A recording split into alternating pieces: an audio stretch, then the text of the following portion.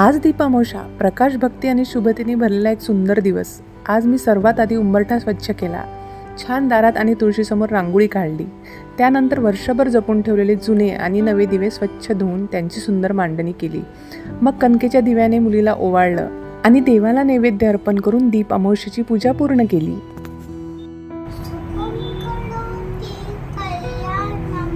दीप अमावस्येला घर आणि उंबरठा स्वच्छ करून सुंदर रांगोळी काढली जाते. तुळशीपाशीही रांगोळ आणि दिवे लावले जातात. या दिवशी घरातील दिवे, समया, निरांजने स्वच्छ करून त्याची छान पूजा केली जाते. दिवा म्हणजे प्रकाश, ज्ञान आणि मंगलतेचं प्रतीक मानलं जातं. दीप अमावस्या आषाढ महिन्यातील हा शेवटचा दिवस असतो. या अमावस्येनंतर लगेच पवित्र श्रावण महिना चालू होतो. चातुर्मासाच्या सुरुवातीला घरात सुख, समृद्धी, सकारात्मक ऊर्जा राहावी यासाठी ही पूजा केली जाते. दिव्यांना हळदी कुंकू लावून पूजा करून नैवेद्य दाखवला जातो आणि घरातील लहान मुलांना ओवाळले जाते. आज दीप अमावस्या. मी घरातले सगळे दिवे बाहेर काढले. वर्षभर कपाटात ठेवलेले दिवे एक एक करून स्वच्छ केले. आता नीट घासून घेतले की लगेच चमकायला लागतात. मला पितळाचे दिवे, समया खूप आवडतात. हे दिवे स्वच्छ करून ठेवले की वेगळीच प्रसन्नता जाणवते. हे दिवे मंदिरात ठेवले की देवघर उजळून निघतं आणि प्रसन्नही वाटतं. खरं सांगायचं तर घरात कोणताही सण असो की कुठलंही डेकोरेशन करायचं असलं की मला वेगळाच आनंद होतो. दिवे लावणं, रांगोळी काढणं, सजावट करणं ही कामं करताना मला वेगळाच आनंद होतो. लहानपणी आईसोबत सण साजरे केलेले दिवस आठवतात. आईने केलेली सजावट, दिव्यांची मांडणी, घरातला तो उत्साह सगळा डोळ्यासमोर उभं राहतं. कदाचित म्हणूनच आजही हे सगळं करताना मन खूप आनंदी होतं. थकवा जाणवत नाही. उलट काहीतरी सुंदर करावंसं वाटतं. सण म्हणजे फक्त पूजा नाही, तर त्या आठवणी, तो आपुलकीचा स्पर्श आणि घरभर पसरलेला आनंद असतो.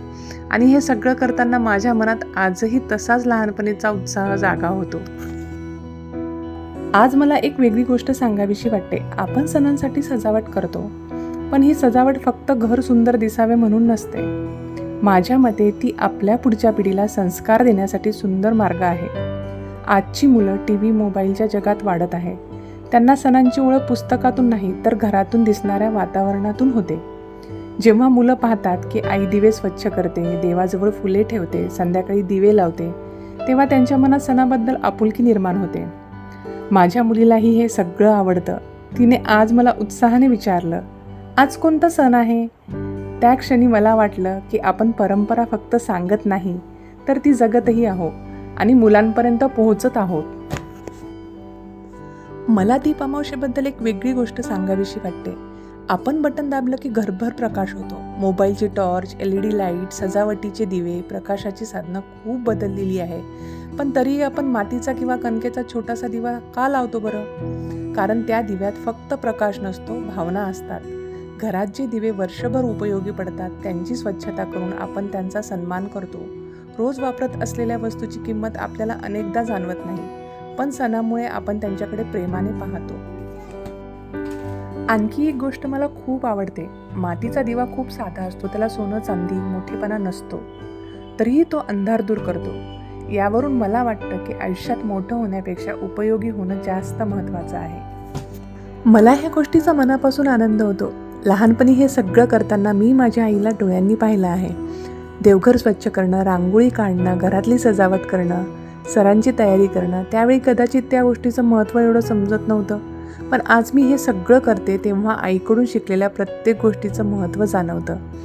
आणि सगळ्यात आनंदाची गोष्ट म्हणजे आज हे सगळं माझी मुलगी माझ्याकडे पाहून शिकते आहे. माझ्या मुलीला सणाची खूप आवड आहे. घरात सणाची तयारी सुरू झाली की ती कशी उत्साहाने धावत येते. दिवे ठेवणं, फुलं आणणं, रांगोळी बघणं, सजावटीत मदत करणं, हे सगळं ती खूप आनंदाने करते. आपल्या परंपरा अजूनही आपल्या घरात जिवंत आहेत. काळ बदलला, घराची रचना बदलली, जीवनशैली बदलली, पण सण आला की आपण पुन्हा त्या जुन्या सुंदर परंपरांकडे परत जातो. आपल्या आजी, आई ज्या प्रेमाने सण साजरा करायच्या त्यात खूप साधेपणा असायचा. मोठी सजावट नसली तरी पण मनापासून केलेली तयारी असायची. आज आपण आधुनिक जगात राहतो. वेळ कमी असला तरी काम जास्त असतं.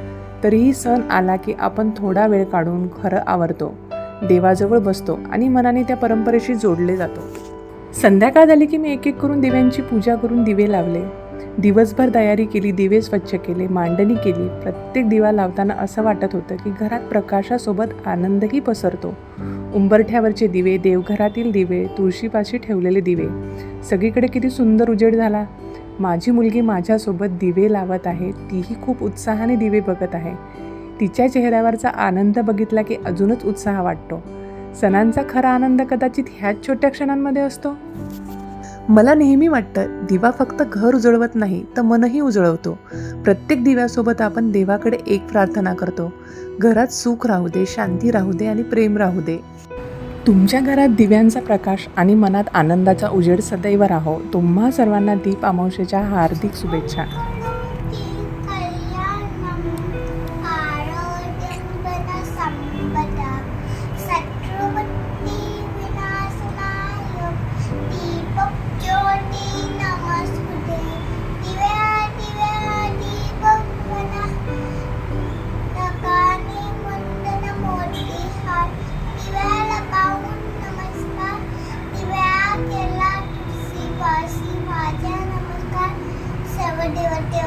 सर्व देव 1